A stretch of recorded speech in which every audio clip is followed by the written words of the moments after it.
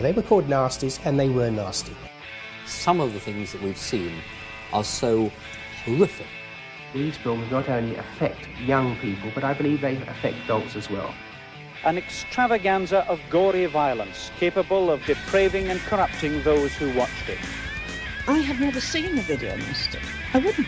I actually don't need to see what I know is in that film.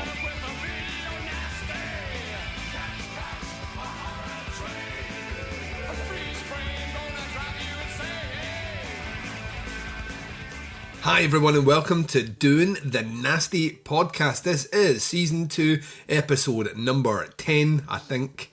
Always look at Mark for this. Yes, this is October the 2nd episode. Yeah, I should remember these things in that the months should marry, but I never do. And at this point, I think it's a running gag with the show, so I will just never know the episode number, and you will always keep me right. It kind of feels like an extension of the Midnight Horror Show, which I think was also the same thing where you had to keep everyone right on what episode number it was. A vague memory of that, so we're just going to keep that rolling here.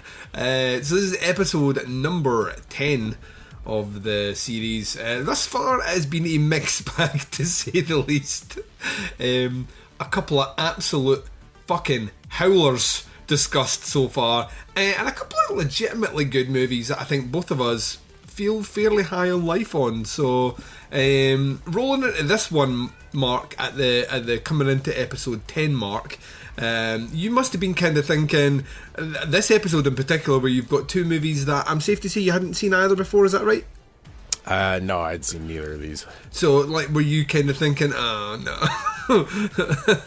Umberto Lenzi and a movie about killer pigs? Yeah, I didn't,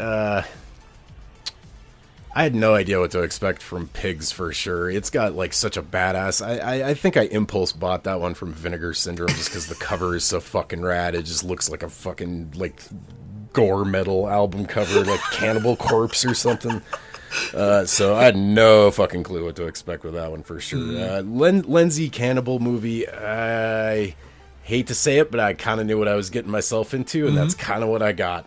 Yep. Sometimes there is the safe, warm, bosom embrace of I know exactly what to expect from this director, and he delivers exactly what I expected, whether that be good, bad, or indifferent. We're doing Pigs from 1973 and Eaten Alive, not to be confused with the Tobe Hooper movie of the same name from 76. This is 1980. This is the movie he made right before he made Cannibal Ferox. This came out the same year as Cannibal Holocaust. But you might be wondering when you're about 10 minutes into this movie, this score seems familiar. That's right, because he used the same score in Eaten Alive that he did in Cannibal Ferox just to save money and just for the lols. That's what we've got lined up here. This will be really genuinely quite interesting because we've had a little off-air conversation where I stated that the viewing of Eaten Alive this time was better for me than the previous time. So I'm interested to see what your just initial take is on this one. This is the second episode that listeners are getting within the month of October. This is us now back on track as of this episode. It feels good. Reunited and it feels so good. So that is how we're going to get back on time. Back on time. But to say we have not been doing things would be a dismissive understatement, to say the least. We've been up to some things. We've been watching some movies. Anything notable that you'd like to mention up front before we get into our regularly scheduled programming? Fuck, dude, I've seen an insane amount of good shit. It's been like... That's what's going to be weird about tonight is I watched Pigs just shy of 2 weeks ago from today, and I think I've seen I've watched like a dozen fucking movies at this point, like between now and then. Telluride Horror Show was in the middle of this. I saw about 8 new features for that. Lots of good stuff, lots of Canadian stuff. I think like almost all of those movies were Canadian-made features. There was one or two that wasn't, but Canada whipping some ass when it comes to horror movies this year. Especially fucking Possessor, like one of the best movies of the year. Holy shit! Oh, that movie, man! Honestly, I mean, is it safe? Do we feel like we're jumping the gun? But is it safe to say? I mean, this is Brandon Cronenberg's second fucking movie, right? And I think he's already putting out stuff on par with like good stuff his dad put out. You know what I mean? Is it safe to say that we could potentially see a time period where Brandon Cronenberg's on movie number 5 or 6 and he's bested his dad? I mean, I think so. The Possessor was such a fucking revelation to me. I knew, like, everyone that had seen it had told me I would like it. And I always take that with a pinch of salt, because what the fuck does that mean? And I really liked, is it Antiviral, his previous one? I really liked that movie. I thought it was a very clever movie, but it felt like it was stepping on the toes of the old man, so to speak. It did feel very much like an idea that you would see from a David Cronenberg movie, just modernised. Right. Possessor, though, the kind of futuristic concept, I mean, there's a kind of Scanners vibe about it, but the futuristic concept, the execution, and just the flat-out violence in that movie. Like, easily one of the most violent movies I've seen in a while, in terms of the camera just not shying away and the practical violence on screen. There's a scene with a poker in that movie that I have never, in a long time, my hand flew up to my mouth.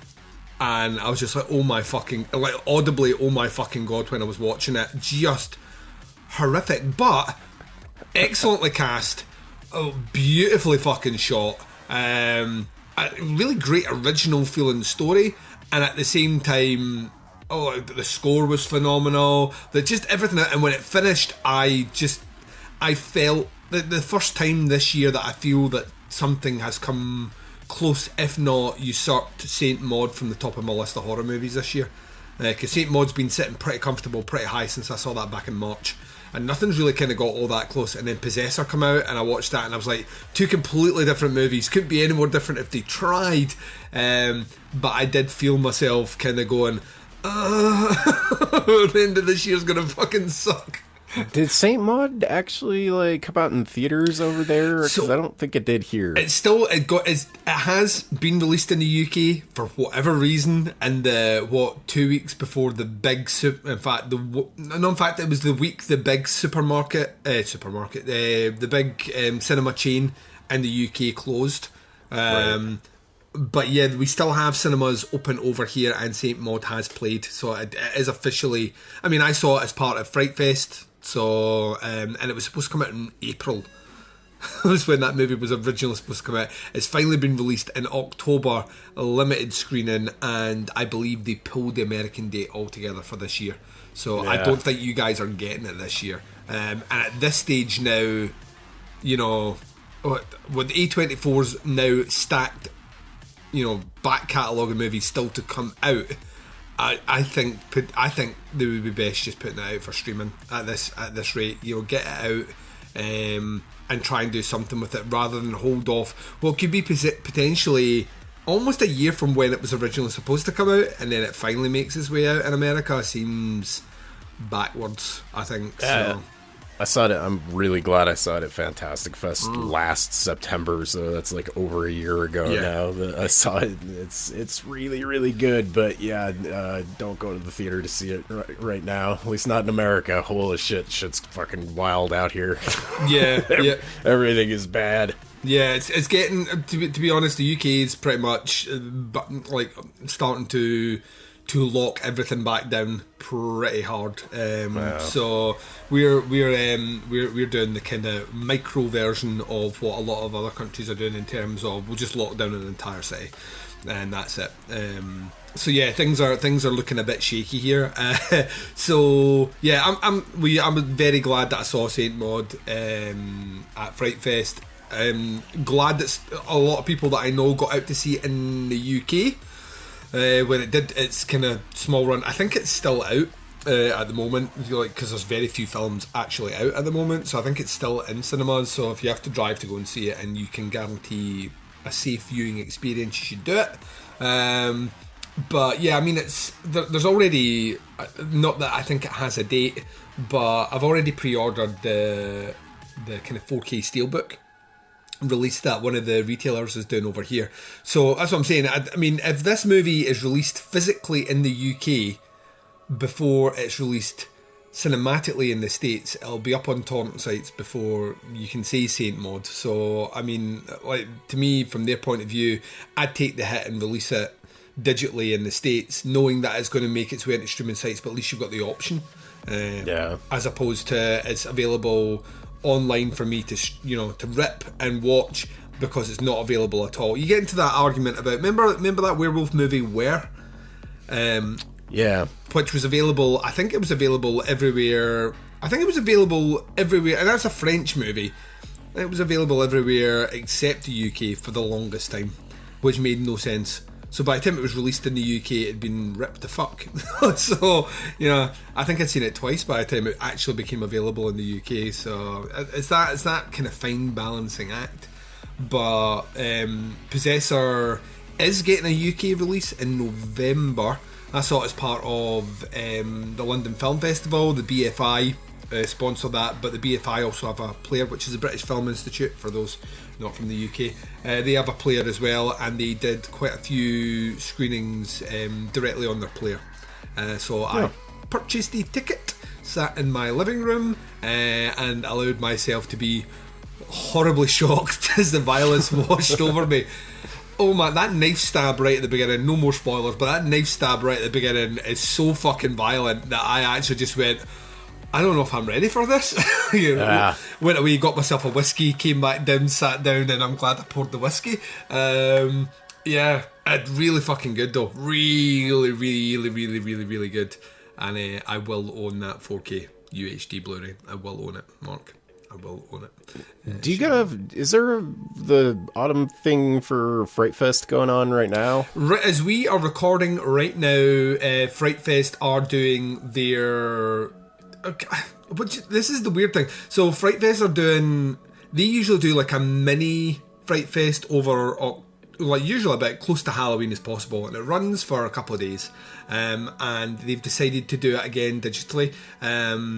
Because they did the actual festival itself proper digitally back in August. This is like the second Fright Festy sort of thing. Once again, locked to the UK, so you can't view it if you're not in the UK and Northern Ireland. So that it's all locked in and all the rest, and it's running right now. And some of the titles I've already seen because I've been asked to review them for American companies. So and some of them are available really soon over here. So some of them are titles that are about to be released in the UK. So that's what they tend to do. Like a movie like Relic, for example, is released here. I want to say it's Friday it comes out properly to buy, but they played it at Fright Fest as part of this thing, so like a week in advance. So that's running right now. But once again, I'm reading a lot of things online about there being issues with some of the audio, some of the streaming and all the rest. So I think they'll need to work out how they're going to do that, because I can't imagine things are going to be back to normal when Fright Fest Glasgow happens, which would be March. I still think we're going to be in a kind of ropey position then for let's pack a cinema full of people. So I think they'll need to double down on that and work out what they want to do. Plus, I think if they were smart, they would just do them both. You know what I mean? To me, it makes sense from a Fright Fest point of view of giving the option for those that want to attend the festival proper, and those that want to watch it online. I don't understand in this day and age why you would narrow the traffic so much with the technology being available to do both. Those that want to have the experience of taking it in with a crowd of people, allow them to do that, but those that don't, allow them to watch it at home. To me, that's just good business sense, and I'm hoping that even post the lockdowns and stuff, that is a decision that they decide to take, especially now that they have infrastructure there, because it just allows people to take part, because not everyone can afford to travel from London up to Glasgow to spend 3 days watching movies, and not everyone can afford to go from Scotland down to London for 5 days, to watch movies. It's not always easy, and I imagine it's kind of, from an American point of view, that's even more pertinent. Not everyone can afford to travel across your country. to attend the film festival for 5 days. But if that option's there, that you can buy a pass, maybe at a slightly reduced rate because you're not taking up a seat or anything like that, and you're not having that experience, but to stream the movies from the comfort of your own home, why would you not want to do that? Yeah, definitely as the consumer, that would be super ideal, because that's the only way I could have possibly afforded to have seen all the movies that I did this year, from like Chattanooga to Fantastic Fest to Telluride to Chattanooga's doing another thing here coming up on Halloween. There'll be like a quick 2-day thing, and it's like I live in bumfuck Wyoming in the middle of the country. Couldn't possibly be further away from basically everything. So yeah, even just like going down to Denver to do stuff like this is 8 hours round trip drive, which especially right now when it's like 8 degrees out and there's fucking snow on the ground, it kind of sucks to be able to try and do stuff like that. So yeah, the digital option is real good for people like me. Doesn't it also give you I was also thinking about this, like every festival has its own flavour. You know what I mean? Like, the people that curate these festivals have a specific taste. Like, in Scotland, we have both the Fright Fest Glasgow, but we have Dead by Dawn as well. And Dead by Dawn's in Edinburgh, Fright Fest is in Glasgow. They come about 2 months apart. Couldn't be any more different experiences if you fucking tried. Like, could not be. Like, the way both sides book their movies couldn't be any different if they tried. So to me, sometimes, especially when you're dealing with a country like America with all these film festivals everywhere, allowing people to experience something digitally and get a feel and a vibe for the sort of movies that are selected, I think would encourage you to maybe travel out the next time. So if Chattanooga lands and you watch it and you really like the way they selected their movies and the diversity and all the rest, you know, when that becomes available to the public again, you might want to travel to Chattanooga to take it in person, because you really like the way they've selected their movies. Whereas if you attend a festival which is near you, because it's the only one that's near you, and they're pretty shitty at picking movies, but that's all you've got, you know, there's a downside of that as well. So I think that's always it's always good to get an idea and a flavour for how people book things, because everyone's tastes are different. And I think the option, festivals try and cater to a huge taste to begin with, but there is that hump of it's, you know, one person or a committee of people or how many it is that have to make those film selections first for what plays at that festival. So you get that idea as well. It's been really interesting. I think, like, just overall, it's been really interesting seeing how people have just like, we need to do something, we need to get these movies out there. Because my concern was that when they closed things like South by Southwest, I was like, well, that's the death knell for like pretty much all these exciting new releases that we would expect in the summer and to the later part of the year, because that's where it all kicks off. South by Southwest is the firing, you know, pistol for the market machine is about to kick in gear for all the movies for genre fans specifically that you need to look out for the rest of the year. And the fact other festivals have just been like, no, we're just going to continue on and we're going to push through this. And we might not be able to screen the, you know, titles from the bigger studios or anything like that would generally play there, but there's still plenty of fucking content out there. So I found that really interesting and on some level quite heartening that, you know, everything hasn't fallen off a fucking cliff. You know what I mean? Although next year, and like, people are moaning just now about like my favourite thing is the people are like, well, next year's horror lineup's going to be amazing because of all the 2021 releases and all the 2020 releases have been pushed back. I'm like, maybe. I'm like, no, because anything that's been pushed back from 2020 to 2021 now has a knock-on effect. Those 2021 titles are most likely going to happen in 2022, because like Warner Brothers are not going to market and release, you know, 20 horror movies next year. Ain't gonna fucking happen. As much as I want it to happen, ain't gonna fucking happen. They're gonna stagger that out. So everything that's been delayed off to next year is now taking the spot of something that was supposed to come out that year by that studio. All they've done is shunted it down. So yeah, well, I think people are maybe not grasping that if a movie's pushed back to next year, that's not an addition to your next year's viewing. That is coming at the spot, unless you're a small studio and you can afford to do it, that's coming at the spot of something where the studio already had something put in place, a window that they already had carved out. That movie's now been pushed back even further. So yeah, we'll wait and see. I'm still not sure. I'm still not sure things are going to be back to normal by the time that they're talking about things in April and all the rest. I really don't think we're going to be back there. I'm highly skeptical. Yeah, no one's going to release a massive blockbuster. This is the conceit. This is the unfortunately the situation, the catch-22, the between the rock and the hard place that cinemas are stuck in. Cinemas need, in their opinion, need the big titles to generate the average footfall that they need to come in to keep their businesses running. Studios will not release their big movies that they've already said, well, this one's going to take in 1 billion according to our projections. They're not going to release it into limited capacity where they're not going to get nearly that amount of money. So that's your impasse there. We're not going to be able to break that unless what cinemas do is say, well, right, James Bond isn't being released this year.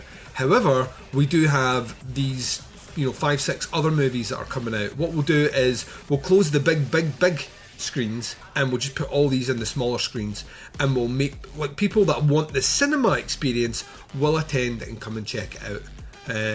And that keeps those businesses going. Hopefully over time people get more accustomed and more comfortable attending the cinema, and as they do that, they can open bigger screens, which gives a grounding for larger movies to be released. But until they break that, ain't gonna fucking happen. Like, a studio has enough in the reserves right now that they can sit back and hold on to a James Bond or a new Candyman or whatever it is. They can hold on to those films for a while. Cinemas can't. Like, cinemas need money or they go under. So it's horrible, but something has to give first. And sadly, it's gonna, in my opinion, studios have to give first. They have to just take the hit. This Bond movie's not going to make as much, but we need to get it out there. And I think The Tenant, the film by Christopher Nolan, I think that's what's spurred all this on, because it woefully underperformed. And the reason it did is, like, cinemas were capped on how many people they could allow in. It wasn't as if it was playing 2 empty screenings, it was playing 2 full screenings of how many people could get in. Yeah, I think it made an opening weekend of like $100,000 or something, something horrible. Like, if this movie would have come out last year, it probably would have been like a near $1 billion grossing movie, I would guess. And it made $100,000. So I think studios got real cold feet when that shit happened, and they're like, we are in like real deep shit here. I think what's also interesting is, and I know we have slightly different opinions on this, but what's been really interesting is this has been a year without superhero movies. Yep, which I'm kind of okay with. That's cool. I think it's okay that, like, especially after like Avengers Endgame and Infinity War, it's okay. That was a big fucking deal. It's okay to let it cool down a little bit and maybe kind of start fresh when things are different. Yeah, I'm with you on that one. I kind of felt like at the end of that we should have had like a year's break, but they were already, here's the next phase. I was like, oh god. I'm kind of bummed that the Matt Reeves Batman movie isn't coming out until 2022 now. That looked really interesting to me. Yeah, we'll still get, the thing is, we'll still get it. It's just we have to wait longer for it. I think that's the only downside is all these movies that are being shot and have been shot will see the light of day. It's just when and where that we really need to kind of double down on. But interestingly enough, Mark, as that kind of inverted segue, if you can do such a thing, I wouldn't advise it. Let's talk about a couple of movies which, well, let's be honest, the distributors wanted you to see. Like, we're desperately wanting you to They put them out over multiple runs in theaters under multiple names. Yeah, they desperately wanted you to see this, but a handful of pricks had decided that because it was Section 3, if they found it in a shop, it could be confiscated and burned. We are, of course, talking about our 2 movies for Doing the Nasty tonight. We are going to jump in first and talk about pigs. Right, motherfucking pigs. Hey Pig, that's a Nine Inch Nails song. Have no fucking clue what's going on. We're going to talk about pigs. We're going to take a short break. You're going to hear promos. Fuck no, you're not. We're going to take a short break and you're going to hear learned gentlemen or women discuss why they think this movie may have ended up on the old the old chop block. And then you're going to hear the trailer. When we return, we are going to be discussing pigs right after this. Pigs. Nice punchy title. A film that's had a great many titles, not all as punchy as that. It's been called a variety of things, from Daddy's Deadly Darling to The Strange Exorcism of Lynn Hart, with the addition of an entirely spurious exorcism scene at the beginning, which was apparently added because the distributor at the time didn't like the incest theme that the film's got and took away the first 5 minutes, which makes that clear. But yes, it's one of those films that's had a problematic distribution history. No one seems to have quite been able to squeeze the money out of it that they thought they were going to get out of it, and it's just been tossed from one distributor to another, desperately trying to come up with a Last House on the Left type title that will kind of grab people. But I think it's best called Pigs, because, you know, it is a film about a pig farmer who keeps pigs in his backyard of his little diner sort of restaurant, cafe, and periodically feeds dead bodies to the pigs. He explains that this... He didn't start this process, it wasn't his fault, and they'd eaten him alive, but then they developed a taste for human flesh and they wouldn't accept anything else, so what's a guy to do, you know? Let them starve? Can't have that.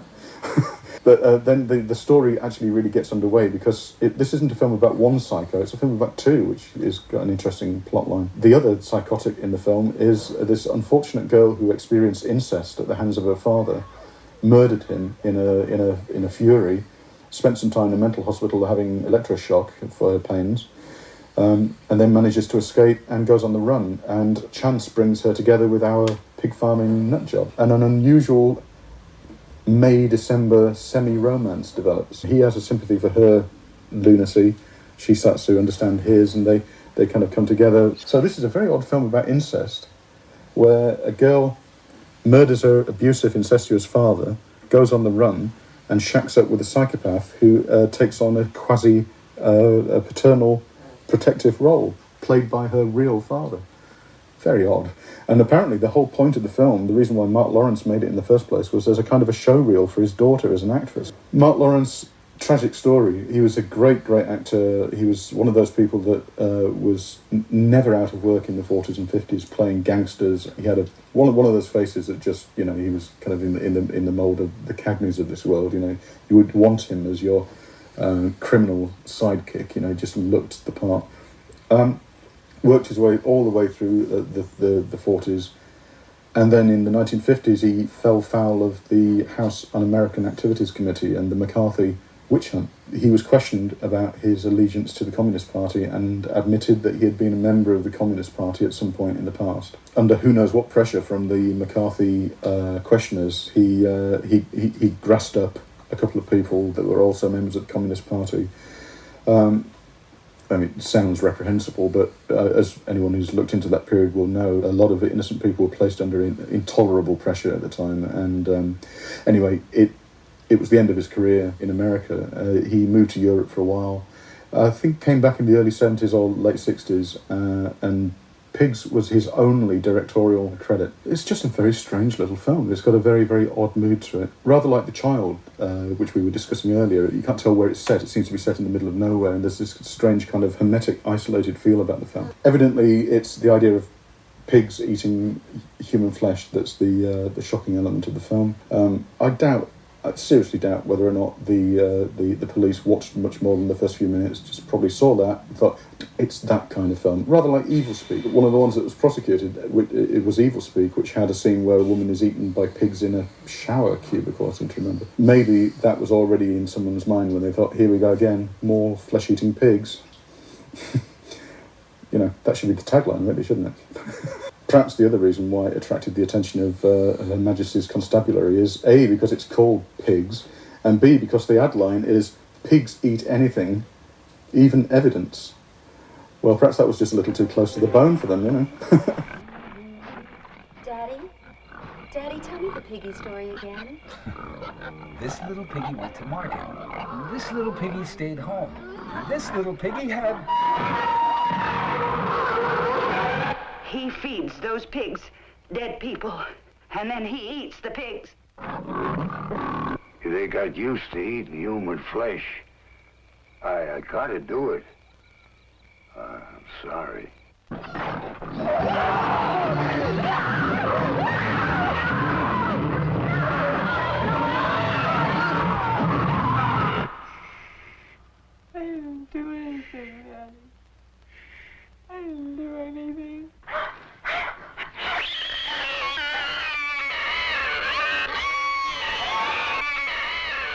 Don't you touch me. Don't you touch me. I don't like pigs touching me.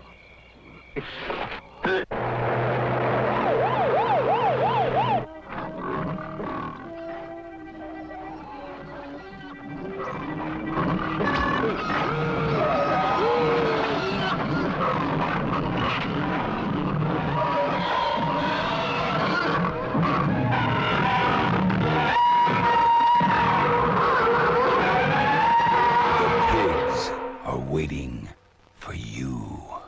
At your neighborhood theater from Sunnyvid. Rated R. No one under 17 admitted without a parent or guardian. And welcome back, ladies and gents. So, you've just heard the trailer for Pigs, aka Daddy's Deadly Darling from 1973. This movie is written and directed by Mark Lawrence under the name F.E. Foss. Don't know why they do that. Is it to claim extra money, or it might be a union thing, because he was definitely, I think, union at this point. He'd been working since like the late 40s, I think. Oh, right. This movie has about 40 different names, by the way, including the 13th pig, which I believe might be how you guys, I think you're doing a bit of reading on this. Opens with that, doesn't it, in America? At least the Vinegar Syndrome version that I watched, which had a little thing at the beginning of it that said, this is the most...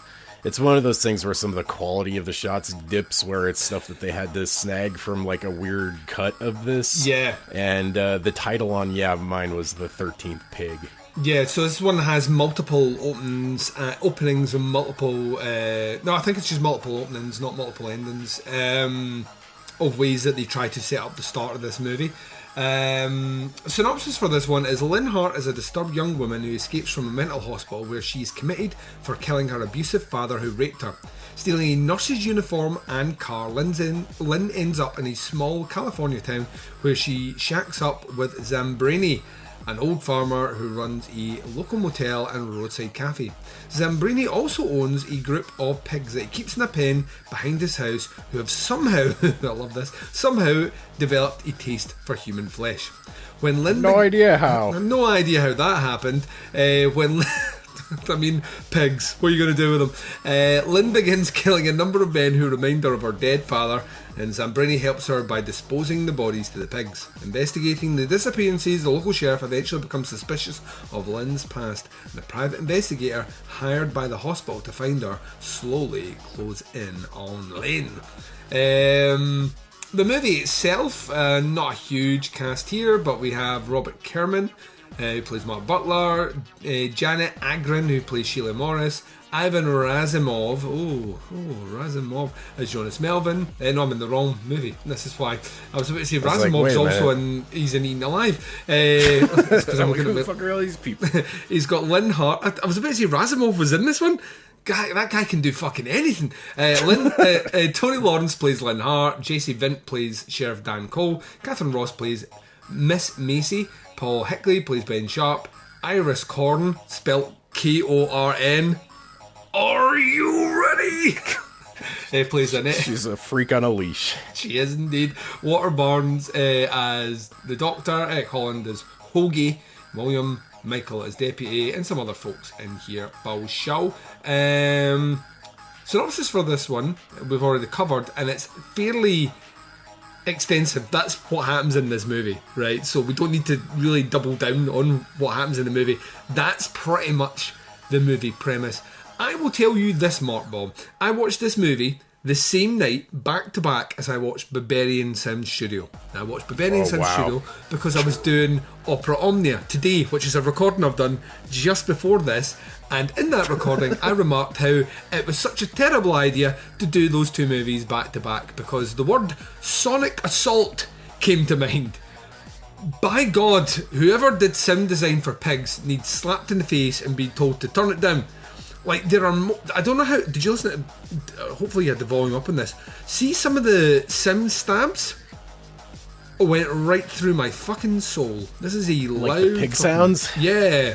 Like, loud as fuck pig sounds. Like, out Spoiler in nowhere. alert, that's what pigs really fucking sound like. My parents have this crazy bitch that lives behind them that raises pigs that are This movie's very accurate in its portrayal of what fucking pigs sound like and look like, and I can almost smell this movie because I know what the fucking like pig shit smells awful. Like it's amongst the animal kingdom, they have some of the stinkiest shit that there is. And those sounds are, I agree, like they cut through you like a fucking knife. Plus, they're so loud in the mix. Like, so loud in the mix. The sound design across this one is fucking hellish. That being said, though, I was surprised by the viewing that I got. This was not the movie I thought I was going to get. I thought this was a movie that was really going to double down and glorify on the pigs eating humans sort of thing. And it really doesn't. If anything, it's more a character study about a damaged girl who is basically killing people that remind her of her father. And, you know, this older guy who is almost like her surrogate father, which I'm surprised. I imagine that's where the alternate title of Daddy's Deadly Darling comes from, and is kind of out to protect her. And, you know, through doing that is facilitating this essentially conveyor belt of death. I didn't mind this, if I'm honest. I don't think it's necessarily this to me feels like a movie of its time. This is definitely a pre-Texas Chainsaw Massacre movie, for sure. Right. And it has that kind of, I imagine this played very well at kind of outdoor grindhouse theatres, you know, drive-ins and stuff, or, you know, scuzzy, sleazy little theatres out there, because it has that feel, it has that vibe. It feels like a transitional movie for American horror as well, like Texas Chainsaw Massacre being the pinnacle of that. But the early 70s, you start to get this, but we're not doing monsters anymore, we're doing people are monsters, sort of thing. And it definitely doubles down into that. Credit to the movie for tackling, like, giving us a character who is essentially a killer, but setting up the thing saying, listen, she was not only fucking raped, but purely abused by her dad, and that's what's caused the psychosis, not that she's just a psycho killer without a motive. I thought they did handle that quite well. And I think the two central characters are actually surprisingly good together on screen. But it's a weird movie. It's like it's that kind of early 70s weird movie as well, where I'm not entirely sure when this was starting if they had an ending in mind. The ending here, I got what they were doing with it, but I did feel a bit kind of like, oh, right, so that's what we're doing. Abrupt. Did feel a bit abrupt, and it's never kind of clear. It's kind of really ambiguous on who you're supposed to be rooting for. I quite like the muddying of the water there, but at the same time, every now and again, I like something that gives me the hook in to make me feel sympathetic towards some characters, and at times this movie lost me on that. What did you make of Pigs? So I got really, really worried when the Troma logo came up at the beginning of this. I was like, oh no. That's that like right away led me to believe this movie was going to be a certain kind of movie, and holy shit, was I fucking surprised at how much I liked this and how this was not at all what I was expecting it to be. And it's got some rough stuff, like there's a lot of cinematography that's like way out of focus and like weird shit going on with that. And I don't know if that has to do with like the footage that they had to drag up for this thing basically, but yeah, I really loved this movie, kind of, I think. And part of it is I went in pretty cold. Like, I remember you reading the synopsis for this last week, but I had completely forgotten about it by the time I got around to watching this. So I didn't realize, like, you know, early on that there's something weird going on with Lynn and that she's definitely running from something and she's really secretive and, like, you know something's going on. But they really lean into, at the like first third of this, that the old man Zambrini is like some kind of like psycho. I mean, like it starts off with him like feeding a corpse to the pigs. Yeah. So like right off the bat, we know that at least that's going on, and you get the stuff with the nosy neighbor ladies like complaining to the cops about him and about his pigs and stuff, and like they really make you think that he's like our villain kind of, and she's like our our character, the whole movie we're just like, oh my god, get out, this is a horrible situation. And like those two kind of warm up to each other, like not really in a romantic way, like you said, or like more in a like a father-daughter kind of way, which I mean makes sense because Toni Lawrence is Mark Lawrence's daughter. Yep. And I think her brother was like a producer on this movie or something. And yeah, this is I think this is only one of 2 movies that Mark Lawrence directed, and it's super angry and like really like you said, just really scuzzy. And I don't know, I had so many emotions watching this because I felt like the movie like was gonna pull me in one direction. Like I think the turning point of this movie is when the oil field worker guy tries to take Lynn on a date, and really it gets a little rapey. Honestly, like he basically just takes her to like a dark side of the road kind of deal and tries to fucking have his way with her. And then it turns into this like kind of she lures him back to the house and then fucking kills him kind of deal. And I think that's, if you don't know kind of what this is about going in, that's when you kind of realize, you're like, oh no, it's her, she's the one that's like kind of gonna be our villain. And she's not just like damaged from the stuff that like happened to her in the past with her dad. She's legit dangerous, and she's like even a threat to Zambrini, who like the rest of the movie has come off as like real threatening and gruff and the dangerous one in the duo. And then like it kind of just does this weird shift where she gets crazier and crazier and more dangerous, and the bodies start piling up, and there's lots of throats getting slit, and the cop, like the one cop in town, is getting wise to the whole thing, so he kind of starts sniffing around a little bit, and like it just keeps escalating, and more bodies keep getting fed to these pigs, and like she has all these like freakouts in the middle of the desert. And I was blown away by this movie. I think the only thing I don't like about this movie is that theme song that Charles Bernstein wrote, which apparently this was definitely way early. I think he was still at like UCLA or something.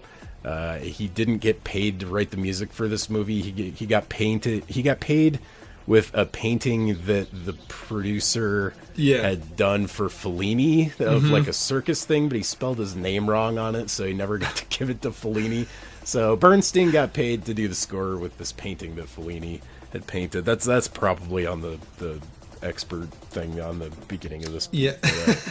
Anyway, I thought that was hilarious. That's about the only thing I don't like about this movie, is that song is fucking annoying, and it plays about 6 times in this movie. I think a lot of the rest of the music in this is pretty like spooky, especially like you said, a lot of the stuff mixed with the scary fucking screaming ass loud pig sounds. It's like out of fucking no. Like every time I was just like, right, just settle by. I was like, oh yeah, fucking cunt. Like just like really just hits you. Like it really, and it is that. It's like I couldn't live near pigs because the noise that it gets in the bones, Mark. It gets into your bones. Yeah, I think that's. I'd like doing some of the trivia stuff on IMDb. It did tickle me to see that the original title for the movie was Menu for Murder. Which sounds dirty. But yeah, loads of different names. Yeah, there's something about it, and I don't know if it's because I'm currently going through, on Podcast Under the Stairs at the moment, I'm going through the Arrow box set, The American Horror Project, which is specifically movies from about this time period, these little American movies that played, the drive-thrus and stuff. And I've recently watched Malatesta's Carnival of Blood, and it kind of I come off that movie expecting fucking nothing from it, and I came out high on life. And then we're a couple of weeks on, and I've watched Pigs, and my brain is just acclimated to this kind of style of filmmaking. It's kind of low budget. We're going to get in. The movie took 8 days to shoot. This sort of thing where. And I appreciated it. It was not the movie that I thought it was going to be. I also will be honest with you, my balls went right up as soon as I read the words trauma. I was like, oh no. And you know, but then I remember there's a ton of movies that Trauma distributed in the 70s that don't feel like Trauma movies at all. Which, like Mother's Day, for example. Mother's Day is a completely different fucking movie than people think it is.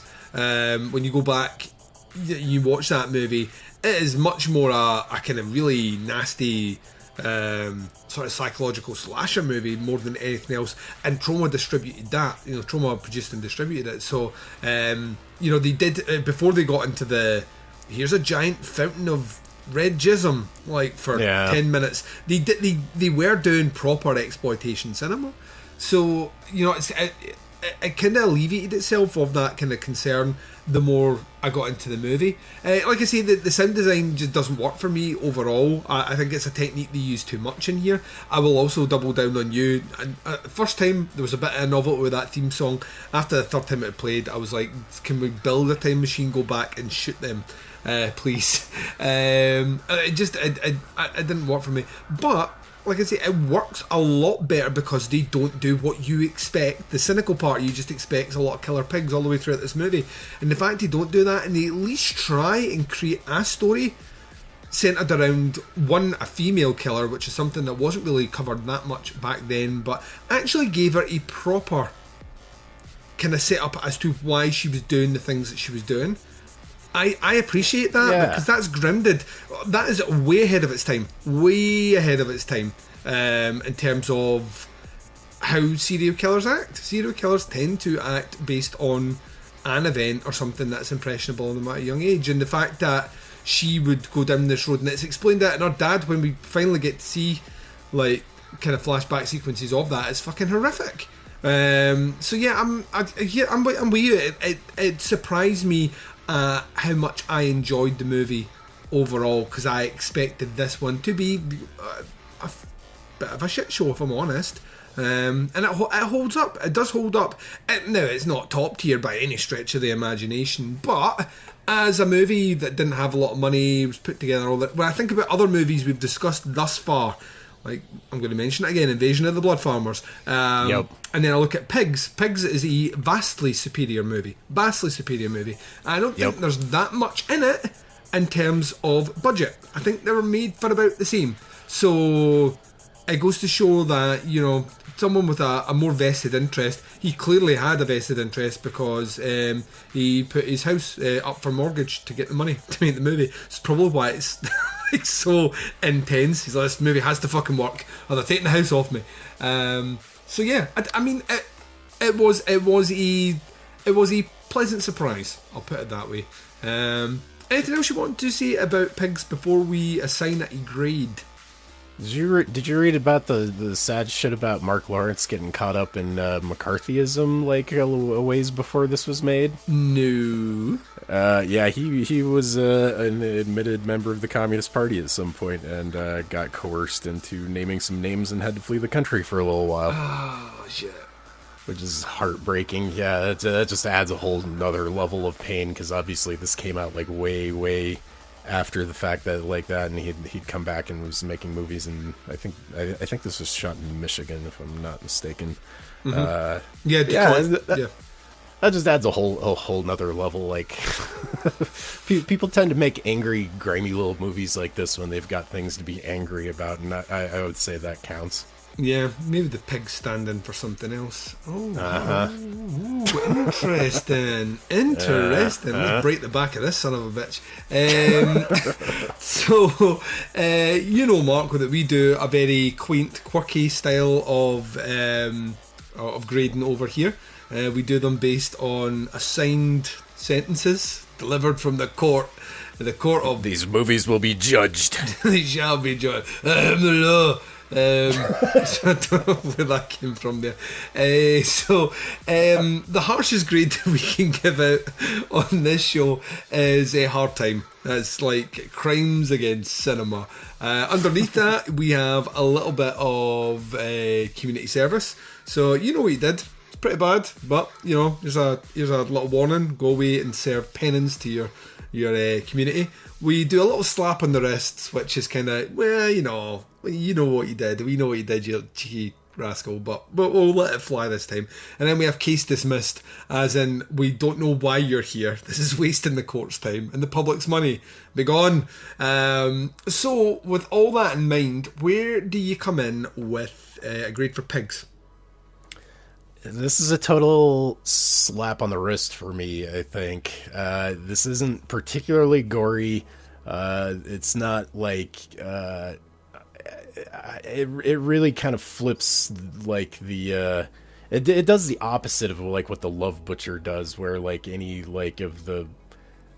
They make you think that there's going to be, like, some horrible violence against women, and then the woman in the movie, like, flips it on its head and, like, inflicts that violence right back onto the men, like, very... in a real satisfying kind of way. And I just think a lot of the violence in this movie is, like, actually earned.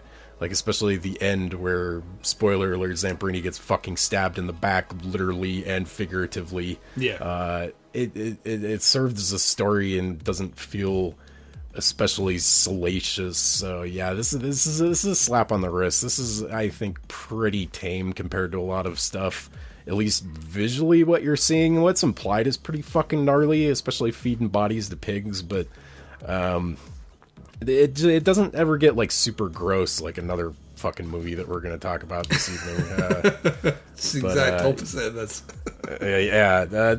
This one's a slap on the wrist. I don't think, like, I didn't really look up the old covers of this either to see if that was maybe why this got a hard ban, if it has a super gross cover. Yeah, I think the cover did have pigs on it, so I think the chances are... You got to remember, in the case of a lot of the Section 3 movies, they didn't even necessarily... In fact, a lot of the Section 2 and 1 movies as well, they didn't necessarily even watch them. If it was implied from a cover that they would turn over and read the description and it said pigs eating humans, it's on that banned list. You know what I mean? That's like straight away, even though there is not much of that per se in the movie, that's enough for them. I'm with you, it's a slap on the wrist from me. I mean, the implied stuff in here is fairly gnarly, and the implication of even having that in the movie, I could imagine probably would have caused distress to people that just weren't used to cinema challenging you. But the movie is really more a character study on their relationship, and that kind of him really taking the father role upon himself for her. Even though, I mean, what their first interaction, he basically asks her if she's running from something. He can already tell, and you know, she says that she's not, and he's like, "Are you sure?" Because like he knows, like, from the beginning, so he's sheltering her right from the start. So yeah, I think overall, there's not enough gnarliness in here to knock it up any further, but I think the content itself and the implied stuff is definitely enough to, you know, raise it a little bit here into slap of the wrist territory. So yeah, it was a surprising one. Not a bad movie by any stretch of the imagination. Thought it was pretty decent. Don't know if I'll ever go back and check it out, if I'm honest. If I do, I'll make sure that I have watched a very quiet movie beforehand. Because dear God. Right, let's take ourselves from the pig pens, so to speak, to New Jonestown, or should I call it Jonastown, because I'm Umberto Lenzi and I only need to change 2 letters to make it original. Dick, what a dick. We're going to be discussing Eaten Alive from 1980. We're going to take a break. You're going to hear those people talk about this movie again. You're going to hear the trailer. When we return, we're going to get into our first cannibal movie. About fucking time in the Section 3 list, coming right after this. Eaten Alive, or to give it its Italian title Mangiati Vivi, was released in UK cinemas by Eagle Films and then later on by Vampix on video in the UK. Eaten Alive is based on a tragedy that occurred in November 1978 in Guyana in South America. The Reverend Jim Jones had formed a cult and had some 900 people with him. And when the American authorities tried to intervene, he gave them all poison, including children. So this was a story that had hit the news quite around the world. And of course, filmmakers weren't slow to cash in on the tragedy. First off with the Mexicans, who made Guyana Cult of the Damned within 4 months of the tragedy occurring, Stuart Whitman playing the title role. And American television jumped on the bandwagon soon afterwards, making a film of the tragedy starring Powers Booth, and that was called Guyana Tragedy, the story of Jim Jones. Umberto Lenzi was no stranger to the cannibal genre and had directed Deep River Savages back in 1972 in Thailand. The stars of that film were Mimi Lai and Ivan Razumov, who in fact appear in Eaten Alive, with Razumov playing the Reverend himself. And remarkably, actually, it looks quite similar to pictures of the real Jim Jones. Dark, quite handsome, quite saturnine, clearly very charismatic. However, the lead actor is Robert Kerman, better known as Zarbolla, and worked in the American adult film industry. He had a couple of colleagues with him, actually. Jack Teague from Debbie Does Dallas and Gerald Grant from Radley Metzger's Score both appear in the film as well. The leading actresses, Janet Agron.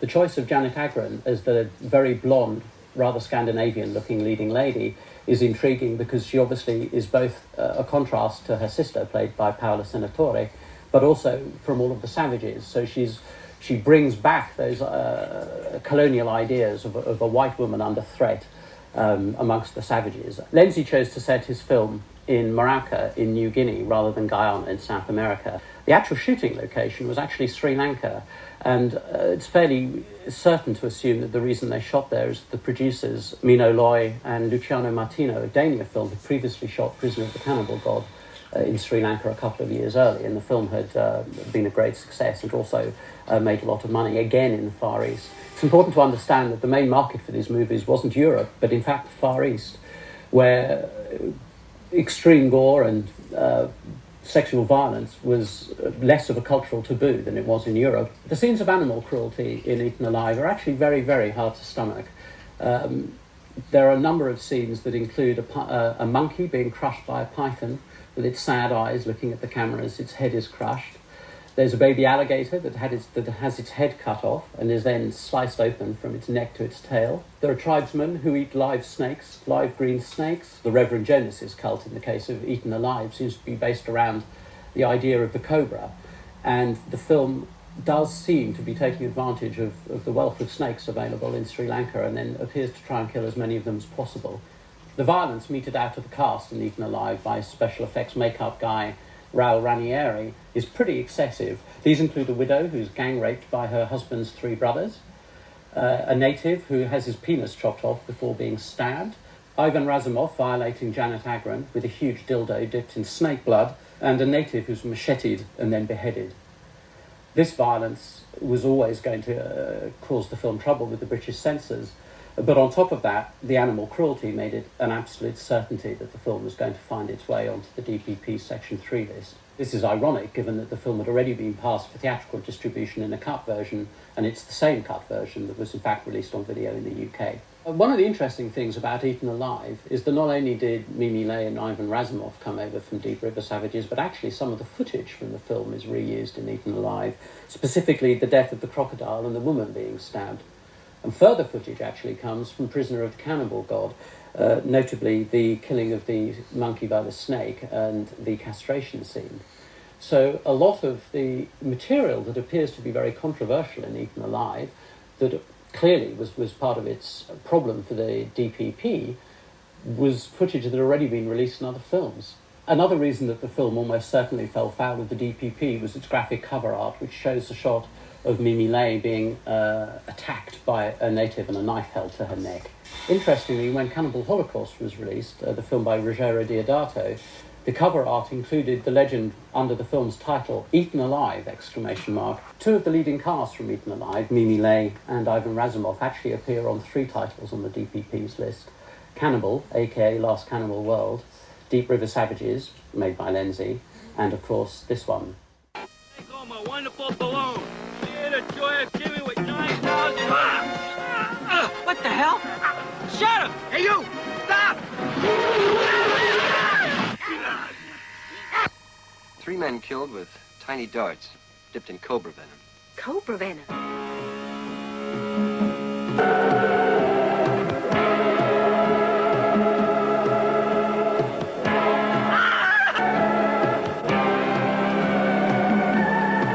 Well, that's bad news. I have to remind you that there are still cannibals in the southeastern jungles of New Guinea. What?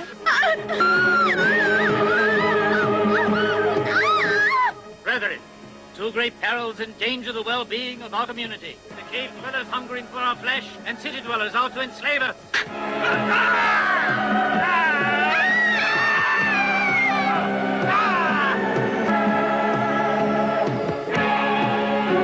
Where is Jonas now, do you know?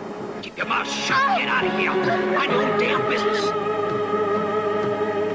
Those devils want to see me locked up in a prison cell, but they'll never get to do it. I will not leave my people without their leader. I got him! There's somebody down there! Go, Meraki!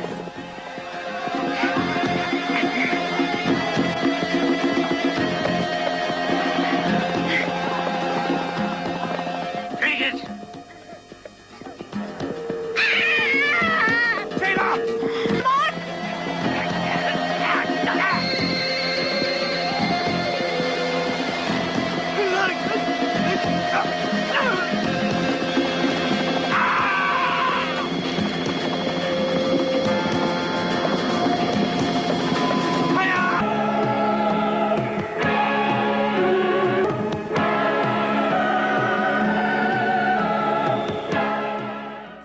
Welcome back. So you've just heard the trailer for Eaten Alive from 1980. This one is written and directed written. That's what I'm going to use as a term for writer-director. Written. Written.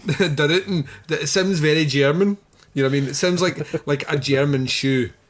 You know, you have to put on your written. So I don't even know where I'm going with that. Let's rein it back in.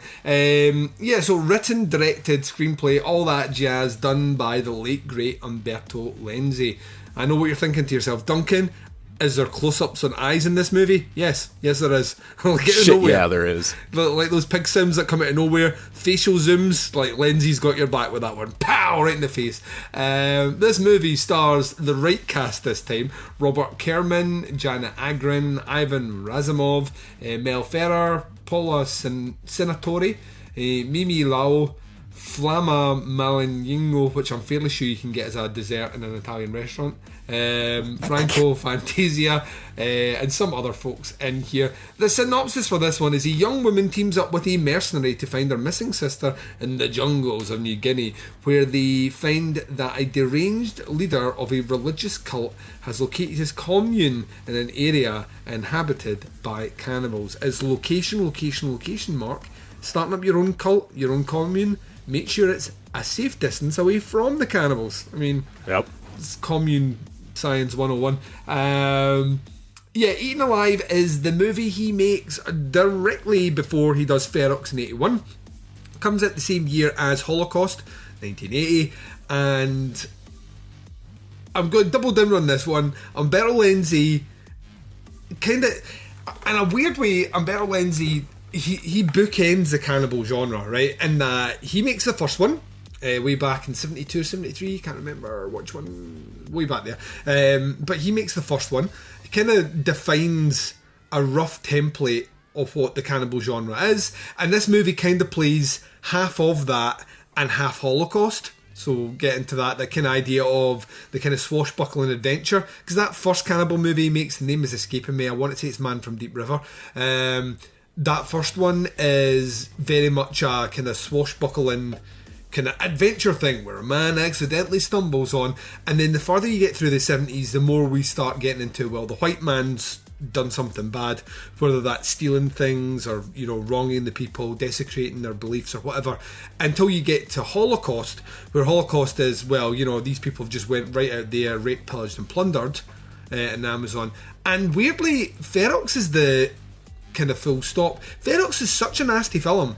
Like, it doesn't have the same kind of social commentary to an extent that Holocaust does. That when Ferox is just all fucking obscene all the time, which should have been the name of Umberto Lenzi's biography. All obscene all the time, the Lenzi story. And then after that, it was a good couple of years before they started making cannibal movies again, and when they came back, they were very much not like they had been before. He almost pushed it to the excess of where it could go. And what's interesting is the year before Ferox, he does this movie, and it's like a combination of the two. So you're getting the gnarly cannibal stuff, you're getting the animal stuff which didn't come until much later on. And then you're also getting that swashbuckling side, which is pretty much gone by the time we hit Ferox. You know, that part is such a small detail. What's interesting as well is what they do here is they use the same score, which because I don't know why, I clearly just could not be fucking bothered. And he probably shot these back to back as well, which wouldn't surprise me either. He always said that Cannibal Holocaust hadn't influenced Cannibal Ferox, which is a fucking lie. Like, I've seen both movies, and yes, don't you start with me, Lindsay. You know what you did. But like I say, I don't think it's fair necessarily to lump him in as a, oh well, you know, Lindsay just did what other people did. In the case of this one, Lindsay was making, we're being honest, Lindsay was making giallos before giallos were being like popular. He was making them in the like late 60s before Argento got his hands on them. He was making cannibal movies before cannibal movies were being made. He was doing police procedurals before police procedural stuff was all that popular as well. He was a really fucking good director. He's just become the punchline of a few jokes. I'm just going to say Eaten Alive doesn't do much to help his reputation. Oh man, I was doing voiceovers while I was watching this movie, and I about pissed myself twice. Like genuinely to the point where I had to stop the movie and contain myself for laughing. At some scenes where I was just like, that's what should have been. I should do a commentary for this movie. They should have me on a disc doing a commentary for this movie. It would be fucking hilarious. Essentially, the story is as it's described here. We have this woman who's brought into a police department after just a tribesman is running around a Christmassy New York City just blow darting people to death. It's fucking amazing. Absolutely. Yeah, I feel like a James Bond movie or something for the first couple of bits. Yeah. Like it's just like it's Odd Job's brother or something. Yeah. That fucking. Every time he came round the corner, I expected to hear. Dun, dun, dun, dun, dun, dun, dun. He's literally just like. Like, oh fuck this, like just in front of people, and this is clearly Lindsay guerrilla filmmaking as well. Oh, they stole every one of those shots, I guarantee. Which is fucking amazing, because like my favourite one is not like the wee guy blow darting folk on the streets, which if I'll be honest, right, it's New York, you probably just there's someone filming something, but it's the insanely rude man that just keeps pushing old women out the way, walking through crowds. It's like fucking out the way like this, and you can see their reactions, like what's he doing, like what, like walking like the fucking Terminator, like towards the camera in every single shot, and they do this like to. Lindsay wants to make sure that you know that he's in a hurry as well, because he uses about 7 shots of this guy just fucking people in the face out the way. Like, shit, out the way. This guy's in a hurry somewhere to be shot in front of a Santa. But like, so the thing is, it adds fucking nothing to the story. Like, nothing to the story here, because this is maybe it gets the police interested in one thing, which randomly gets them to this young woman here, played by Janet Agron, who essentially she's brought in. She speaks to the police about her missing sister. They seem to reckon that she may have ended up involved with some weird thing, because this guy's walking around with a film, her like undeveloped film with her name on it. So that's what I mean. When you start to pick apart this movie, it doesn't make a lot of sense. So like a tribesman just randomly appears in New York, killing people randomly with a blow dart, whilst holding film that needs to be developed. I don't know if he was doing that in between. Right, I need to blow dart these 3 people here, then get these photos in to develop, see if they'll do it in 24 hours, go and pick them back up tomorrow, get my dry cleaning, blow dart 4 more people. Make sure I get that recipe for that Reuben sandwich, which I can get at Cat's Deli. You know, it's all this like taking a show on Broadway. It's like fucking just absolute nonsense. But she goes away. She speaks to a couple of professors, or a professor, Professor Carter, who is shite at his job. He's like maybe one of my favourite like bit characters in the history of cinema, because like that it reminds me of one of 2 things: either the sacrifices they do here or the sacrifices they do there, and those countries are not even remotely near each other. And he's just like, it's like really like, so they go off to hunt down. This is the bit where I almost wet myself. They go off to speak to the woman down at the underneath the bridge. Yeah. Oh man, dude, this is like. tears rolling at my eyes, stomach sore and in cramps from laughing. They go down to speak to her and she's all defaced, like on her chest. She's been burned and all the rest because she got involved with Jonas, this guy Jonas Melvin, which is the greatest name ever for a fucking cult leader. Jonas Melvin, that's his surname. It instantly put me off. It should be like Jonas 10-foot cock or something, you know, like a name that, like, Jonas the Shagger. You're going to join Jonas the Shagger's cult. But like anything but Jonas Melvin. And she goes in this big thing, you know, he uses people, he does this, look what he did to my chest, so we get a couple of zoom in shots on the chebs. Look what he did here. And then out of nowhere, this pimp comes along, fucking slaps the shit out of this woman, right, in the face.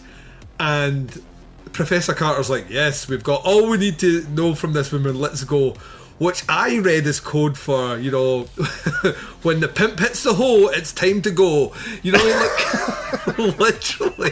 That's pretty much what they do. I was about pissing myself. And no one seems... This is the great thing about this movie, is no one is concerned about anything that's happening around them. Out with the initial... Then after that, it's like, well, this is normal. But, like, pissing my... Honestly, Mark, I couldn't breathe. Thought this was hilarious. And Sheila ends up on a plane travelling over to she goes across to, where is it, New Guinea, and meets a mercenary there who, in kind of Rambo 3 style, is doing arm wrestling over a blade. Oh yeah, that scene was fucking nuts. For no fucking reason. Oh my shit. She employs this guy with the promise of a lot of money, and this guy just seems to go with it. And then they ultimately end up out at at the commune by way of many animal murders and maybe a great scene where they're in the canoe and they're going along, and then they're like, oh, there's an alligator way over there, and then 2 seconds later this guy's bitten, and then he's in the water, his fucking arm's being ripped off, and there's a wee man going, no! Camera panned on him. It's just fucking stupid. This movie has, not to the level of Holocaust or Ferox, and an uncomfortable amount of animal death.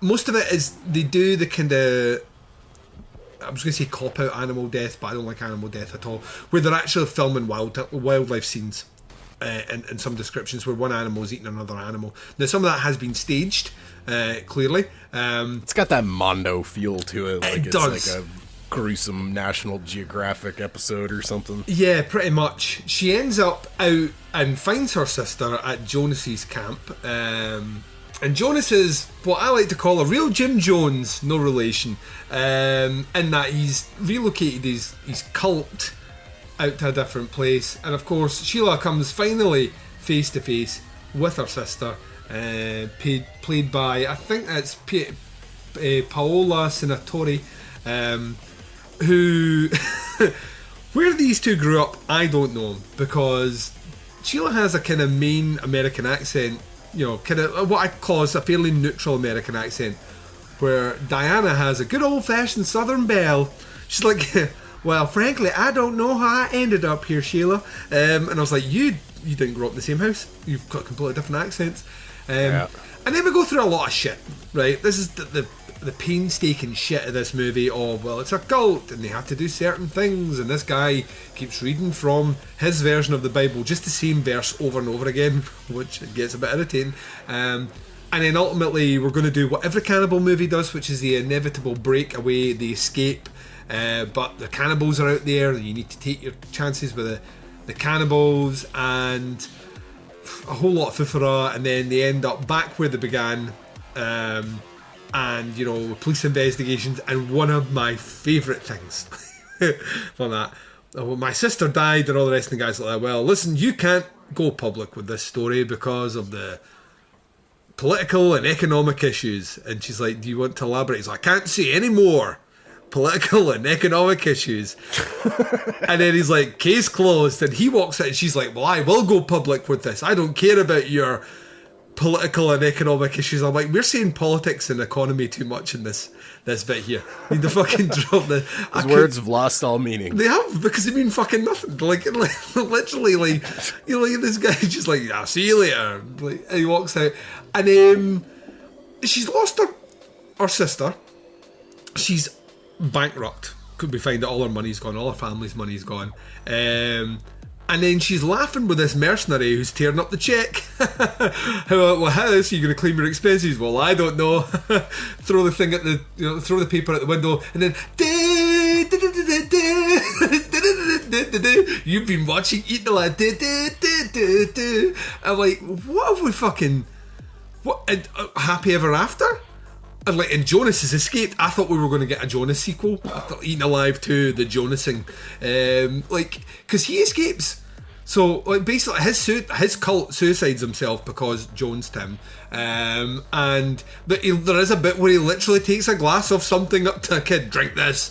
And they're all fucking stabbing each other and slitting each other's throats, but there's Kool-Aid being passed around. And just, the movie finished, and Mark,'t be honest with you, the first time I watched this movie, I did not like it at all. I didn't like it. I thought it was...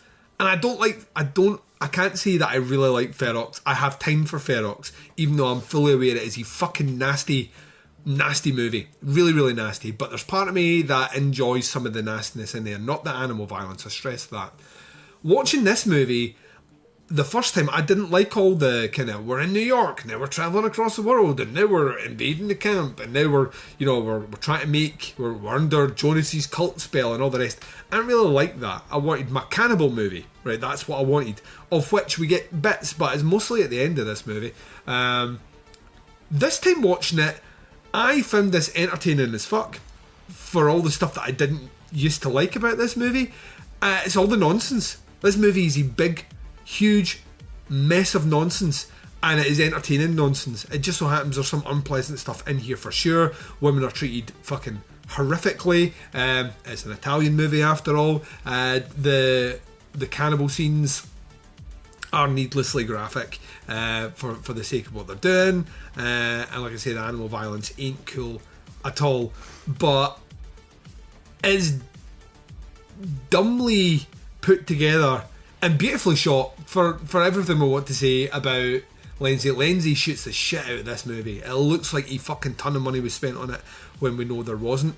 Yeah, I don't know. I found it weirdly fucking entertaining. Weirdly entertaining. You'd never seen it before, and I've talked quite a bit now, so I'm going to shut the fuck up. What did you make of Eaten Alive?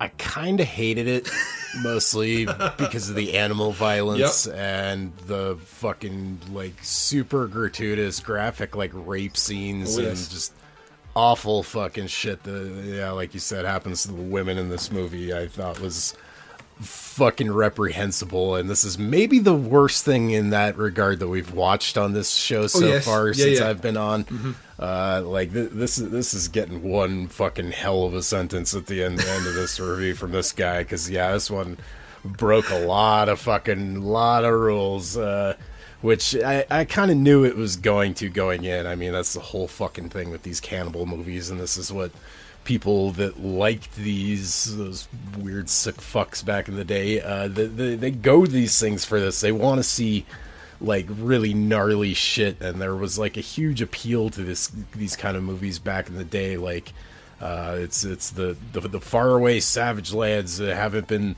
tamed by modern man yet, and like there's just this whole there was this whole allure and appeal to these kind of movies, and they ended up making like a bazillion of them. And there's even like weird, like I would almost say there's like weird subgenres within the cannibal movies themselves. Like you've got these like Ferox and Holocaust kind of movies, and then there's like the Mondo movies that like don't even have a story and are like essentially Faces of Death movies, only like primarily about like primitive cultures and stuff like this kind of. And it's all really weird and icky and gross to look through with 2020 eyes. It's all super fucking racist, and there's all kinds of racism in this movie. Like you said, the pimp that pops out at the beginning, the main chick has an awful fucking horrible line when they're first riding in the helicopter out to the island or whatever, when he asks her like what she's been doing or whatever, and she's been running her father's cotton farm. Yeah. And she has a really, really gross fucking line that I'm not gonna fucking repeat here. There, and I was just like, it just comes out of nowhere, and then they don't really touch on it. It's just like how casual that like really gross fucking racism came out really rubbed me the wrong way, like early on in this movie. And yeah, that doesn't even really like get into like the real deep racism of like why these movies are a thing, and like just how it looks at like native cultures, and it's like, oh, they're all fucking savages and cannibals and rapists and stuff. And it's I think it's genuinely kind of a damaging thing to do, to make these movies kind of. And I'm sure they weren't fucking hip to all this back in the day, and these were very much cheap thrills for people to go see at the fucking Grindhouse movie. And these wouldn't exist like a short time afterwards, like once like MPAA started being more of a thing. And obviously like I think the Video Nasties thing in the UK kind of put a stop to, I mean, they were probably still making these, but they made it way, way harder for you to make money off of these because the tapes were getting seized and they weren't being shown in theaters, like probably hardly at all. Yeah, they stripped out like most of your animal violence has gone. Most of the like the kickback. I think Green Inferno 2 is like 1985, and that's when they kind of try and, so like a couple of years after Ferox, they try and bring them back. So the Italian cinema industry tries to do a couple more, and you get like 2 or 3. Amazonia as well, like the movies like that come out where they are just not nearly as viscerally aggressive as these movies here, and they just don't have an audience anymore. That's what I'm saying. Like Ferox almost is the most extreme example that I think when people watch that, they were just like, right, I'm done. You know what I mean? I can't watch another one of these movies. And the kind of, for better or for worse, I would probably argue for better, you know, the style of filmmaking just couldn't do it anymore. And it wasn't even that they just would not get distribution for it at all. So you have to make compromises. So they tend to go back to that swashbuckling, kind of weirdly like romancing the stone like styled stories with the cannibals in the background, as opposed to having them like essentially the last 10 minutes of this movie, people are getting ripped apart and eaten. Like, so it goes so far the other way. You almost have to sicken people of something in order to, or show it at its most vulgar to put people off it. And I think this movie is certainly a stepping stone to that, for sure.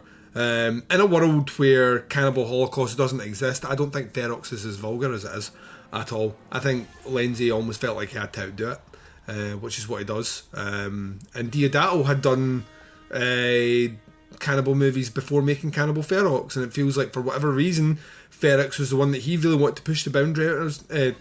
Holocaust was the one that he really wanted to push the boundary out as well. So it's almost, the genre itself is a weird fucked up one-upmanship, and the only thing I can liken it to is torture porn. Like when torture porn started, when Saw first kind of come out and Hostel started coming out, every movie maker that was wanting to do something savagely torture porn-esque was, well, how do we outdo the previous, like Saw as a franchise that tries to outdo the vulgarity and violence that you've seen in the previous movie. Every movie. Right. But you get a whole genre that does that as well. Ain't many other genres that are like that. In slasher movies, the most you'll get is maybe a different utensil used to kill someone, a different mask, a unique kill, but it's never to the point of like trying to up, you know, the body counts never get upped unless they're in sequels. Otherwise it'd be fucking like a small, you know, genocide massacre by the time you get to like the 7th slasher movie in the 80s. But other ones as well, like ghost movies, like all those sorts of movies never feel the need to one up on the level of vulgarity and violence like cannibal movies do. And there's something about that. I don't necessarily think you're wrong, Mark. I think there's a lack of understanding specifically here from how Italians view Americans, which is pretty much the same way Italians viewed the rest of the world. Italy is I love Italy, right? I really, really do, and I don't think I have any Italian listeners, and I love their cinema, but it is a weird time bubble for mostly sexist, homophobic, and racist sort of opinion. It's a weird time capsule for that. Yeah.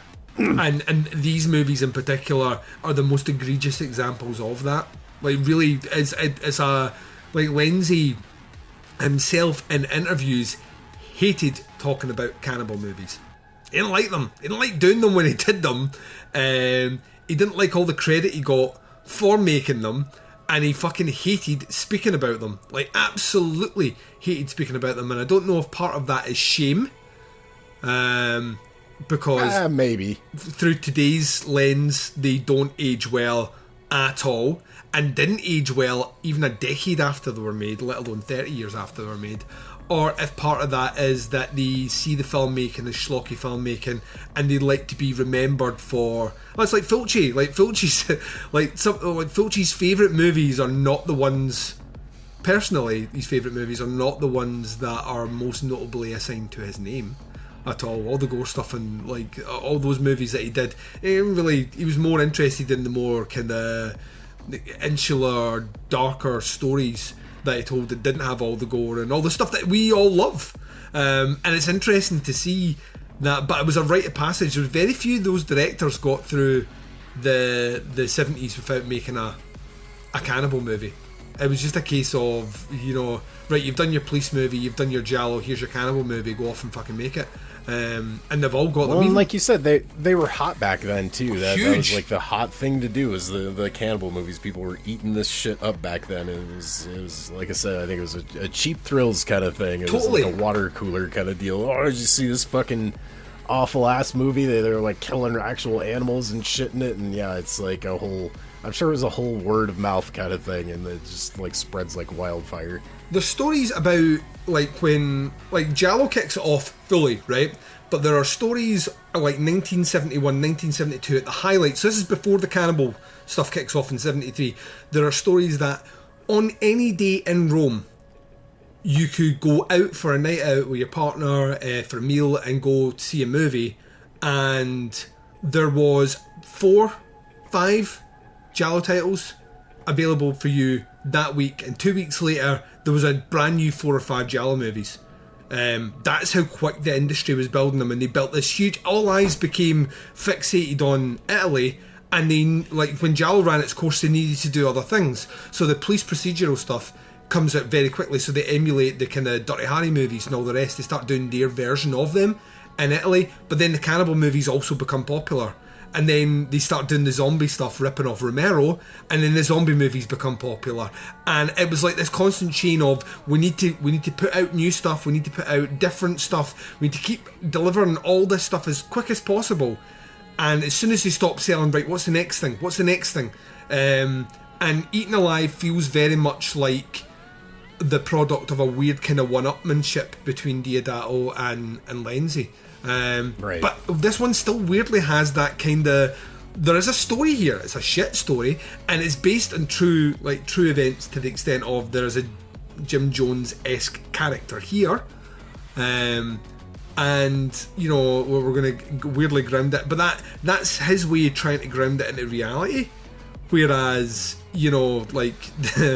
the Holocaust version of that is the who are the real monsters? At the end of that movie. So, but is it like you're not like you? Weirdly, you're coming in where I was on my first watch, when I'm like, this does not fucking like. And I've watched it the second time, and the second time I watched it, I'm like, this is just nuts, all this crazy shit and all the rest. And I haven't doubled down on the stuff that's really problematic, of which this movie is riddled. It's full of problematic shit from start to finish. Well, I will say I did really dig the music in this. I love these old Italian scores that are just like a lot of the time really oddly placed in the movies. Like I think the most famous example is Drinking Cocoa in Cannibal Holocaust, which is just this awesome, like, upbeat kind of disco song, and it's in, like, one of the most fucked up movies ever made. There was a lot of those kind of vibes in this movie, and I was legit impressed with a lot of the makeup effects in this. Like, they really, like, were doing some crazy shit in a lot of these movies as far as makeup effects, to the point where, like, they had to prove that the shit wasn't real for Cannibal Holocaust, and this one's not quite on that level, like, in that and a lot of other respects, but yeah, I was really impressed with how gory this was, and just some of the, like, camera trickery that they pulled off to make it look like a lot worse stuff was happening than it was. Yeah, I really think I think my main problems with this is just a lot of the problematic shit, like you said. I think I'd probably be a little bit more on board with, like, an animal cruelty free version of this, like they do with Cannibal Holocaust. I think that would help out a little bit, because it just especially nowadays, there's no fucking reason that it's in there. Like, I get the whole thing, like, with Cannibal Holocaust, where they're like, well, it makes the rest of the violence seem more real. And it's like, that's true and all, but, like, I mean, I think you could have pulled it off without that fucking shit in there. And it's there for cheap thrills, and it's incredibly fucking salacious. And it had me yelling at the fucking TV yesterday. I was just like, fuck you, movie. Yeah, I don't know. I do kind of, on a base level, really kind of fucking hate this movie, but I don't know if this is going to be, like, the worst thing we end up watching for this show. I know there's one other one coming up that I think is more along the lines of, like, the Mondo stuff, like I was saying, which I think I might hate more, because it's, like, more gross, violent, fucking racist shit for even less reason. Like you said, this one at least, like, tries to have a story, and it is kind of about how fucked up white man is and colonization is, and there's a lot of that kind of stuff in this movie. And yeah, I have a real bad feeling I think the other cannibal movie we have for this list is not going to have any of that. So weird facts about the movie. So the only animal death sequence that was shot for this movie is the snake kill that Razumov does, so Jonas does. Everything else is archival footage that had been shot for other movies. Sacrifice in 1972, Jungle Holocaust in 1977, and Slave of the Cannibal God in 1978. Right, so once again though, you're still using archival footage, which to me means someone killed an animal and then that wasn't used in that movie. Which that in itself is fucking horrific. Yeah, I don't know if I like that. But so that's probably worth taking into account. But also the guys who scored the movie star in the movie, and then that score is once again used when they kind of toupee over to Cannibal Ferox, so just bring that over as well. I don't think you're wrong. I actually think overall, because we don't do, like, movie grades here, I think we might come down in similar places. You might be wondering to yourself though, listeners out there, long-time listeners of Doing the Nasty, wait one second, Duncan, there's a lot of animal violence, there's a lot of death, and this movie wasn't on the tier 1 or tier 2 list, but somehow made it on the tier 3 list, when we know for a fact Ferox and Holocaust and other movies like other movies where they're, it's cannibal shit but not as vicious as this, made it on that list. How could that be the case? Well, my limited research that I did for this one showed that apparently Eaten Alive, when released in the UK for its, like, distribution, was heavily fucking cut in advance, so most of this shit wasn't in the movie. So that's how it coasted through. So I think someone actually did watch this movie and realised that it maybe wasn't as graphic as some of the other ones that were out, so it became like a lesser cannibal movie, and thus kind of sashayed itself down to the tier 3 list, I suppose. It's the pure hypocrisy of these lists to begin with, because they're all fucking subjective. So it never made its way on because most of it had been cut. We've watched the version that you can see now, which is the uncut version, so that's how we're grading it. Mark, same grades as before. I don't think I'm going to be surprised with this one. What are you going to give Eaten Alive?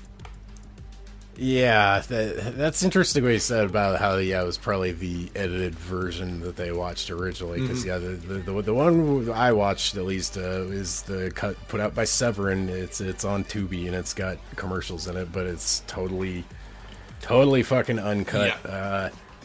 I'm fucking throwing the book at this one and giving it a hard time, and I do really think the uncut version of this is absolutely a tier fucking 1 movie. This goes way beyond a lot of shit we've watched for this show so far. Like, this is this guy's in the lead for, I think, the most fucked up movie we've watched for this. This even outdoes The Love Butcher, which made me fucking physically nauseous with how gross and misogynistic it was. Like, this is that and a whole lot more. So yeah, I'm giving this bitch hard time. I'm with you. This is the definition of a hard time movie. It is not, like I say, they've got a bit of a story in here, but the animal violence, the rape and all the rest that is in this movie is, it's not as bad as Cannibal Holocaust, but it is fucking shot. So I mean, it is in this movie just because they don't have the same, like, Holocaust doesn't necessarily up things far too much on how it's actually shot. It's just with everything else going on in that movie, you're hyper acutely aware of what's happening, and that's what makes the impact. It's the kind of genius you can use that from that movie. But yeah, you've got everything ticking the box here. We have rape, we have cannibalism, we have racism, we have male and female violence, we have death, we have suicidal cults, we have, the list, animal violence, the list goes on and on. If there was ever gonna be a need to use the term hard time, Eaten Alive is the movie that gets it. Oh, show. So yeah, and I'm 100% with you. This is a tier 1 movie uncut, in my opinion. It sits alongside, maybe not up there as the most extreme that the list prosecuted, but Eaten Alive's definitely there. There's no way it's not. It's very shocking.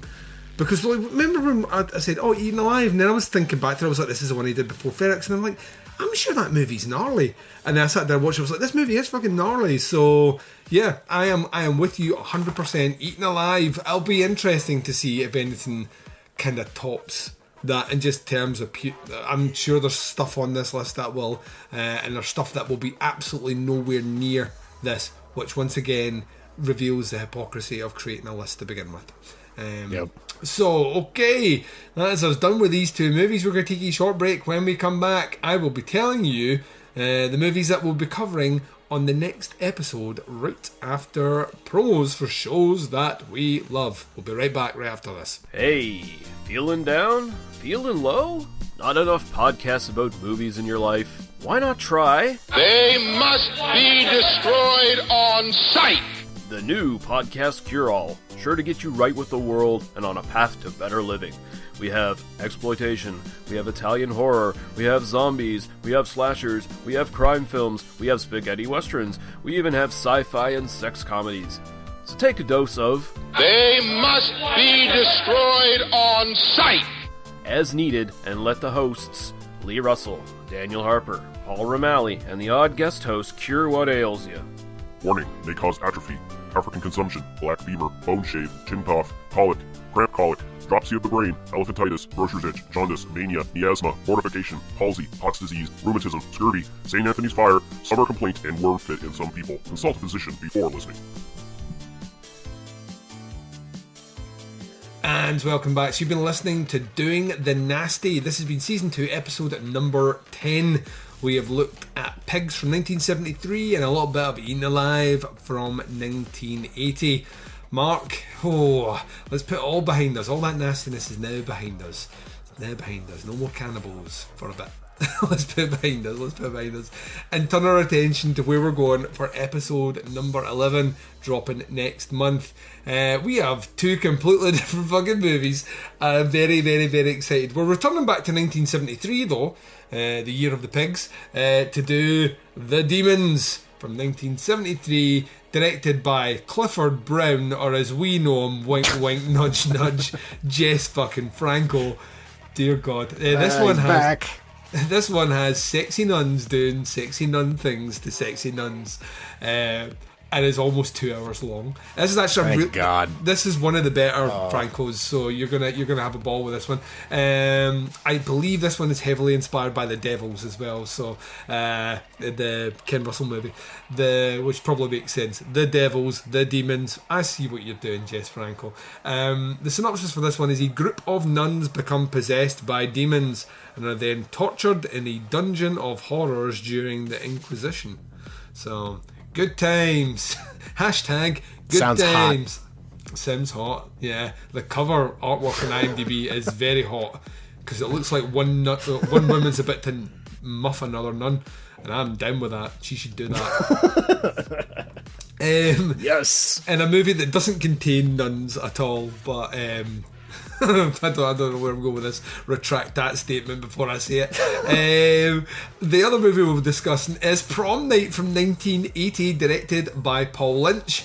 The synopsis for this slasher is: a high school senior prom, a mass killer stalks 4 teenagers who are responsible for the accidental death of a classmate 6 years previously. I have not seen Prom Night in forever. Absolute forever. Yeah, same. I cannot fucking wait to revisit this. So we have sexy, possessed, tortured nuns doing the Jess Franco thing.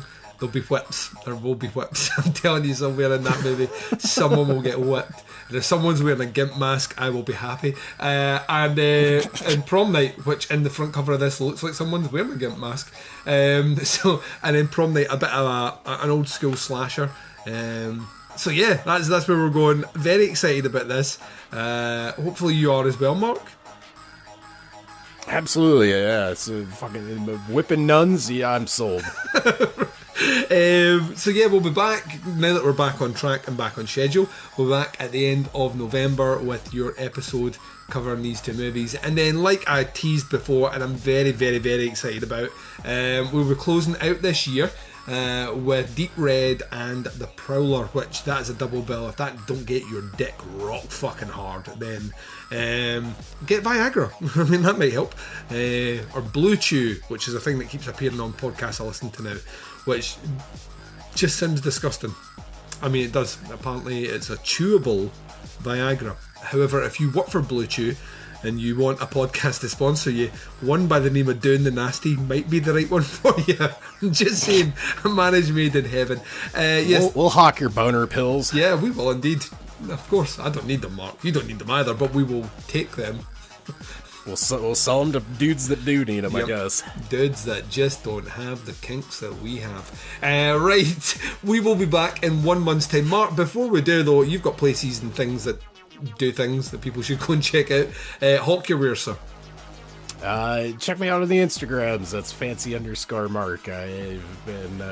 I've had quite a few new followers. I was trying to reach 2,000 by the end of the year, but I think I'm at like 1,200 or something, so we'll see how that goes. Follow me on the Twitter. I do all kinds of crazy shit there and end up regretting a lot of it later and deleting it, but that's at the Fancy Mark.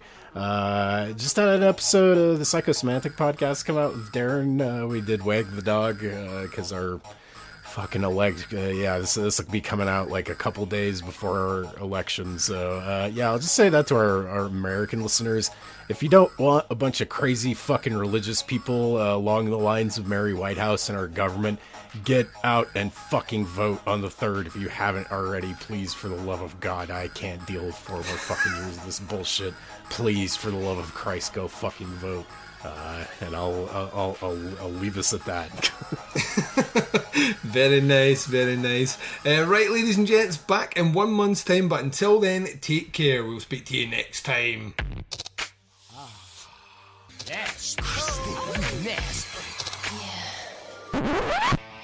They were called Nasties, and they were nasty. Some of the things that we've seen are so horrific. These films not only affect young people, but I believe they affect adults as well. An extravaganza of gory violence capable of depraving and corrupting those who watched it. I have never seen a video nasty. I wouldn't. I actually don't need to see what I know is in that film.